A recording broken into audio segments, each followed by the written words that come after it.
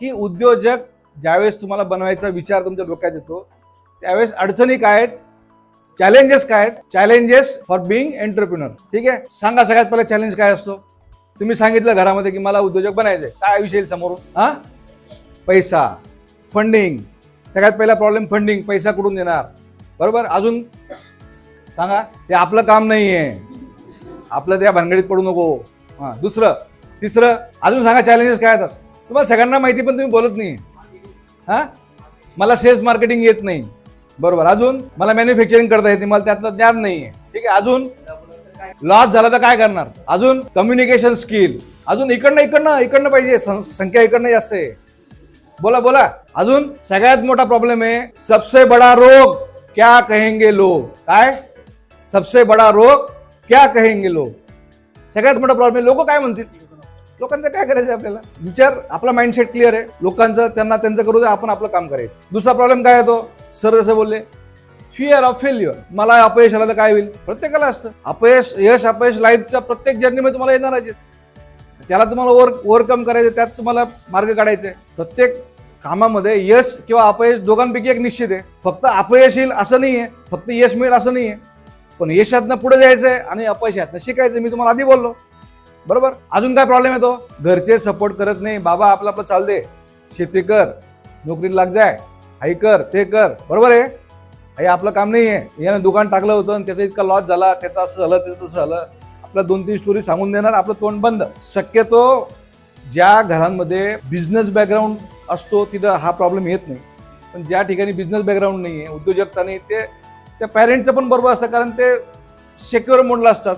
त्यांना त्यांच्या पाल्याची चिंता असते, ते भविष्याची चिंता असते की पहिला लॉस आला, पैशांचा प्रॉब्लेम झाला किंवा हा डिस्टर्ब झाला, तर त्यामुळे ते शक्यतो जरा सेफ मोडमध्ये ठेवायचा प्रयत्न करतात.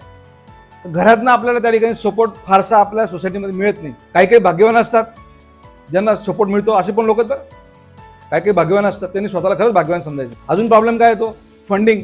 पैसा नसतो. कोणतंही काम सुरू करायचं पैसा लागतो, बिगर पैशाचं काम होत नाही, पैसेच लागतात.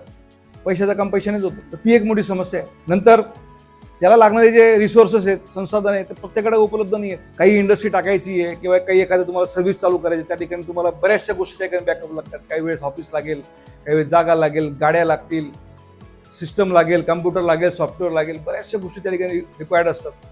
प्रत्येकाकडे त्या गोष्टी असतीलच असं नाही, मॅक्सिमम लोकांकडे त्या गोष्टी नसतात, रिसोर्सेसची कमी असते, तो एक प्रॉब्लेम असतो. शिवाय अजून एक मोठा चॅलेंज काय असतो, तुम्ही कोणत्याही क्षेत्रामध्ये जा, त्या क्षेत्रामध्ये ऑलरेडी जे लोक एक्झिस्टिंग आहेत, जे ऑलरेडी त्या क्षेत्रामध्ये काम करतायत, ते तुम्हाला सहजासहजी त्या क्षेत्रामध्ये स्थापित होऊ देणार नाही, बरोबर आहे. आपला मित्र हा बनाना चिप्स विकतो, विचारा तुम्ही त्याला, इतकं सोपं काम आहे का बनाना चिप्स विकणं? 1000 ब्रँड असतील भारतामध्ये बनाना चिप्स विकणं. जे एस्टॅब्लिश प्लेयर आहेत, जे ऑलरेडी मार्केटला ज्यांची कमांड आहे, ते नवीन माणसाला मार्केटला उभं राहू देत नाही. तो कॉम्पिटिटरला कसं त्याला संपवायचं, त्याला कसं मार्केटच्या बाहेर काढायचं, याच्यासाठी तो कंटिन्युअसली प्लॅन करत असतो, ऍक्टिव्हिटी करत असतो. तर हा एक मोठा चॅलेंज असतो की तुम्हाला कॉम्पिटिशन प्रचंड आहे. असं कोणतंही क्षेत्र नाही आहे की ज्या क्षेत्रामध्ये तुम्हाला स्पर्धा नाही, कॉम्पिटिशन नाही आहे. तुम्हाला त्या ठिकाणी तो चॅलेंज मोठा त्या ठिकाणी असणारच आहे. तर अशा प्रकारच्या या सर्व चॅलेंजेस तुम्ही जर विचारात पहिले घेतले आणि प्रत्येक चॅलेंजचा तुम्ही बारकाईने विचार केला, त्यात तुम्हाला काही ना काही मार्ग निघेल.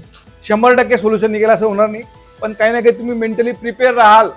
मला घरचे सपोर्ट करणार नाही, माझ्याकडे पैसे नाही आहेत, माझ्याकडे रिसोर्सेस नाही आहेत, मार्केटला प्रचंड कॉम्पिटिशन आहे, तरी पण मला उभं राहायचंय. काय करायचंय, तरी पण मला उभं राहायचंय. तर हा जो करेज आहे, हा करेज असतो एंटरप्रिन्युअर करेज म्हणता. याला काय म्हणता, एंटरप्रिन्युअर करेज.